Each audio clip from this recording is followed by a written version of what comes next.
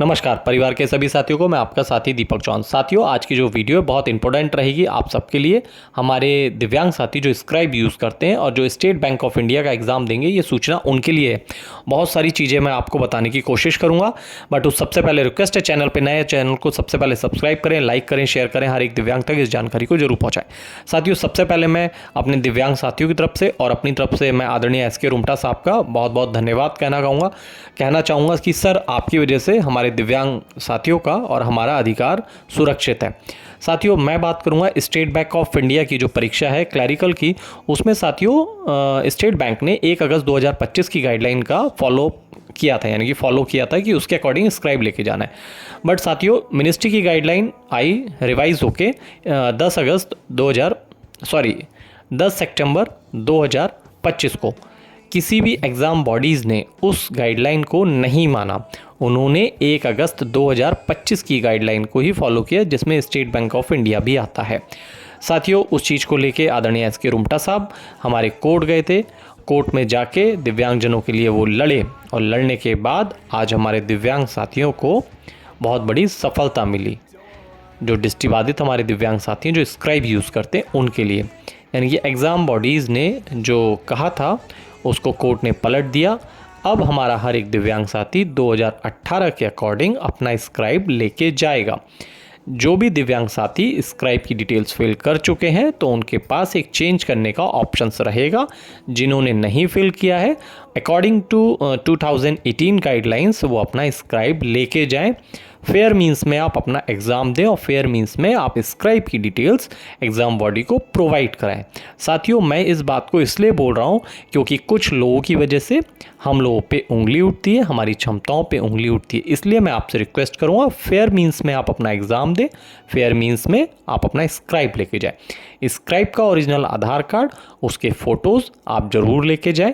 Undertaking अगर SBI की site पे मिलती है तो वहाँ से आप डाउनलोड करें, नहीं तो एग्ज़ाम सेंटर से आपको एग्ज़ाम जो बॉडीज़ है वो आपको अंडरटेकिंग प्रोवाइड कराएगी।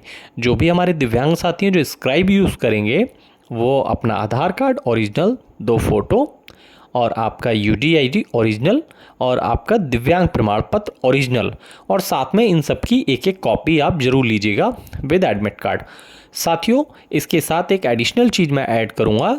आदरणीय एस.के. रुमटा साहब के मार्गदर्शन में जो वहाँ से हमें ऑर्डर मिला है दिल्ली हाई कोर्ट का, उस ऑर्डर का प्रिंट आउट जरूर लेके जाएं।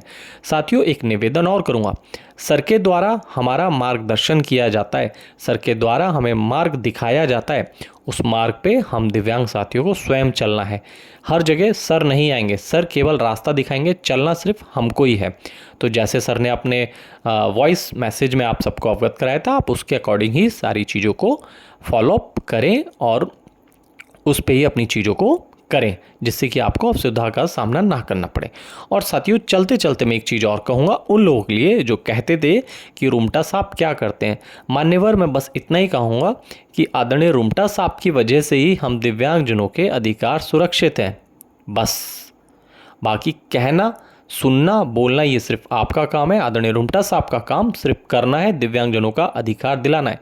अभी तक कोई भी संगठन दिव्यांगजनों के स्क्राइब गाइडलाइन को लेके आवाज़ नहीं उठा रहा था। केवल राष्ट्रीय दृष्टिहीन संघ, आदरणीय एस.के. रुमटा साहब राष्ट्रीय महासचिव और वर्ल्ड ब्लाइंड ऑर्गेनाइजेशन के प्रेसिडेंट, उन्होंने ही हम लोगों को अधिकार से वंचित होने नहीं दिया। तो मैं बस आप सबसे यही रिक्वेस्ट करूंगा, जो भी मेरा वीडियो देखें, हमारे रुमटा साहब सर के हाथ मजबूत करें, संगठन को मजबूत करें। और जो छोटे मोटे संगठन हैं जो केवल दिव्यांगजनों का शोषण करते हैं, अपनी दुकान चलाते हैं, उन सब से आप बच के रहें। साथियों, मैं नाम तो लेना नहीं चाहूँगा, वही लोग हैं जो NFB की मीटिंग के पीछे खड़े होके, यानी कि धरने के पीछे खड़े होके अपनी वीडियो बनाते हैं लाइव और कहते हैं देखिए हम ये धरने कर रहे हैं। तो ऐसे लोगों से आप बच के रहें। साथियों, ये वही लोग हैं जब NFB ने ही आप सबके लिए रुकने की व्यवस्था की थी, आने जाने की व्यवस्था की थी, खाने पीने की व्यवस्था की थी, तो ये ही लोग कह रहे थे हम आपकी व्यवस्था करा रहे हैं, आप यहाँ आके रुको, वहाँ आके रुको। मगर उनका रत्ती भर भी योगदान इसमें नहीं था। केवल उन्हें अपना सिक्का चमकाना था और अपने आप को स्टार बना के दिखाना, नहीं जी हम ही दिव्यांग के लिए करते हैं। बट साथियों, आप उन सब से बच के रहें। केवल और केवल आप राष्ट्रीय दृष्टिहीन संघ से जुड़ें, आदरणीय रुंगटा साहब के हाथ मजबूत करें और संघ को मजबूती से आगे बढ़ाएं। बस यही रिक्वेस्ट आप सबसे करूंगा मैं आपका साथी दीपक चौहान। जय हिंद, जय भारत।